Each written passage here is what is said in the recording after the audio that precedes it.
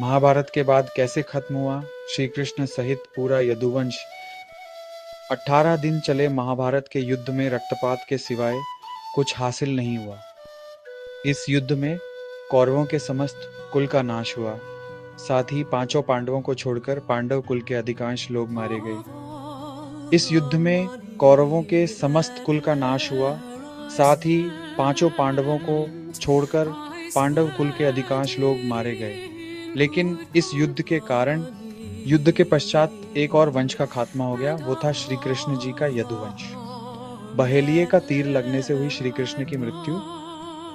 बलराम जी के देह त्यागने के बाद जब एक दिन श्री कृष्ण जी पीपल के नीचे ध्यान की मुद्रा में बैठे हुए थे, तब उस क्षेत्र में एक जरा नाम का बहेलिया आया हुआ था। जरा एक शिकारी था और वह हिरण का शिकार करना चाहता था। जरा को दूर से हिरण के मुख के समान श्री कृष्ण का तलवा दिखाई दिया। बहेलिये ने बिना कोई विचार किए वहीं से एक तीर छोड़ दिया, जो कि श्री कृष्ण के तलवे में जाकर लगा। जब वो पास गया तो उसने देखा कि श्री कृष्ण के पैरों में उसने तीर मार दिया है। इसके बाद उसे बहुत पश्चाताप हुआ और वह क्षमा याचना करने लगा। तब श्री कृष्ण ने बहेलिये से कहा कि जरा तू डर मत, तूने मेरे मन का काम किया है। अब तू मेरी आज्ञा से स्वर्गलोक प्राप्त करेगा। बहेलिये के जाने के बाद वहां श्री कृष्ण का सारथी दारुक पहुंच गया। दारुक को देखकर श्री कृष्ण ने कहा कि वह द्वारिका जाकर सभी को यह बताए कि पूरा यदुवंश नष्ट हो चुका है और बलराम के साथ कृष्ण भी स्वधाम लौट चुके हैं। अत सभी लोग द्वारिका छोड़ दो, क्योंकि यह नगरी अब जलमग्न होने वाली है। मेरी माता, पिता और सभी प्रियजन इंद्रप्रस्थ को चले जाएं। यह संदेश लेकर दारुक वहां से चला गया। इसके बाद उस क्षेत्र में सभी देवता और स्वर्ग की अप्सराएं, यक्ष, किन्नर, गंधर्व आदि आए और उन्होंने श्री कृष्ण की आराधना की।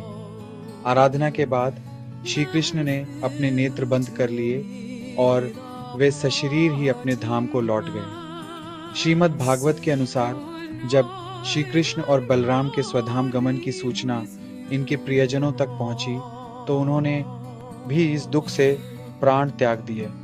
देवकी, रोहिणी, वसुदेव, बलराम जी की पत्नियां, श्री कृष्ण की पटरानियां आदि सभी ने शरीर त्याग दिए। इसके बाद अर्जुन ने यदुवंश के निमित्त पिंडदान और श्राद्ध आदि संस्कार किए। इन संस्कारों के बाद यदुवंश के बचे हुए लोगों को लेकर अर्जुन इंद्रप्रस्थ लौट आए। इसके बाद श्री कृष्ण के निवास स्थान को छोड़कर शेष द्वारिका समुद्र में डूब गई। श्री कृष्ण के स्वधाम लौटने की सूचना पाकर सभी पांडवों ने भी हिमालय की ओर यात्रा प्रारंभ कर दी थी। इसी यात्रा में ही एक एक करके पांडव भी शरीर का त्याग करते गए। अंत में युधिष्ठिर सशरीर स्वर्ग पहुंचे थे। वानर राज बाली ही था। जरा बहेलिया संत लोग यह भी कहते हैं कि प्रभु ने त्रेता में राम के रूप में अवतार लेकर बाली को छुपकर तीर मारा था। कृष्णावतार के समय भगवान ने उसी बाली को जरा नामक बहेलिया बनाया और अपने लिए वैसी ही मृत्यु चुनी जैसी बाली को दी थी। महाभारत युद्ध की समाप्ति के बाद जब युधिष्ठिर का राज तिलक हो रहा था, तब कौरवों की माता गांधारी ने महाभारत युद्ध के लिए श्री कृष्ण को दोषी ठहराते हुए श्राप दिया कि जिस प्रकार कौरवों के वंश का नाश हुआ है, ठीक उसी प्रकार यदुवंश का भी नाश होगा।